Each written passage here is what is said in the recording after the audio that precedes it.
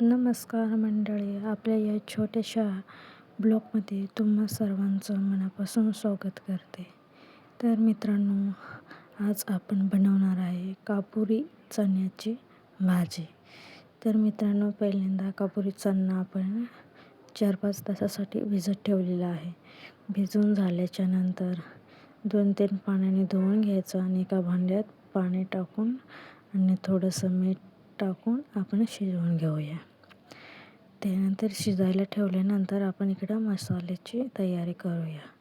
मसाल्याला आपण घेतलेला आहे कांदा, टोमॅटो, लसूण, कोथिंबीर, हिरवी मिरची असे आपण भरपूर एवढे घेतलेले आहे साहित्य मसाल्यासाठी.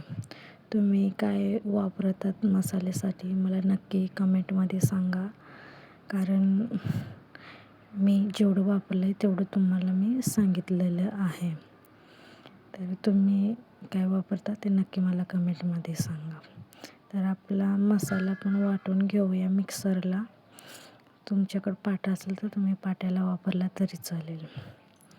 तर मित्रांनो, आता आपण मसाला वाटून झाला. आता आपण इकडं एका कढईमध्ये त्याला फोडणी द्यायची तयारी करूया. तर पहिल्यांदा ठेवले कढई तापली, त्यानंतर टाकलं तेल टाकून झाल्याच्या नंतर जिरं टाकून झाल्याच्या नंतर जी आपण पेस्ट केलेली आहे ती पेस्ट त्याच्यात ॲड करूया. पेस्ट ॲड करून झाल्याच्या नंतर ती पेस्ट आपल्याला 4-5 वेळेस म्हणजे मंद गॅसवर त्याला आपण परतून घेऊया.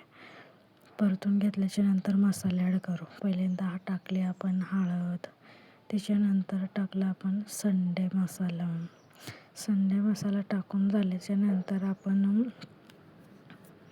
ॲड करू शकता लाल तिखट टाकून झाल्याच्या नंतर धनापूड टाकून आपण कांदा लसूण मसाला इतके मसाले आपण ॲड केलेले आहेत. तर मसाले आपण ॲड करून झाल्याच्या नंतर आपण 5-6 मिनटं त्याला एकदम मंद गॅसवर त्याला आपण इकडून तिकडून परतून घ्यायचे. कारण परतून घेतल्याने काय होतं, खाली कढईला पण लागत नाही आणि सारखं परतून घेतल्याने मसाला पण एकजीव होतो. त्यानंतर मसाला एकजीव करायचा. मसाला एकजीव करून झाला की त्याला 5-6 मिनटं मंद गॅसवर आपण हलवत राहायचं. त्याला तेल सुटेपर्यंत आपण त्याला इकडून तिकडून परतून घ्यायचं. तुम्ही बघू शकता आपण मसाला जो बनवला त्या मसाल्याला छानपैकी तेल पण सुटलेलं आहे. तर त्यानंतर आता तेल सुटलेलं आहे. आता आपण जे कापुरी चणे आता ते चणे शिजले असतील ते चणे पण बघून घ्यायचे एकदा शिजले का नाही. शिजले असतील तर आपण त्यामध्ये चणे ॲड करू शकता. तर मित्रांनो, तुम्हाला जर जास्त रश्श्याची भाजी पाहिजे तर तुम्ही कापुरी चण्याचं पाणी असतं तेच टाकलं तरी काय हरकत नाही. तर मित्रांनो, आपण कापुरी चणा पण टाकून दिलेला आहे, त्यामध्ये ॲड केलेला आहे. तर तुम्ही बघू शकता आपले भाजी पण तयार झालेली आहे. तर मित्रांनो, बघू शकता अशी रेसिपी जर तुम्हाला आवडली तर नक्की शेअर आणि कमेंट करा आणि सबस्क्राईबर करायला विसरू नका.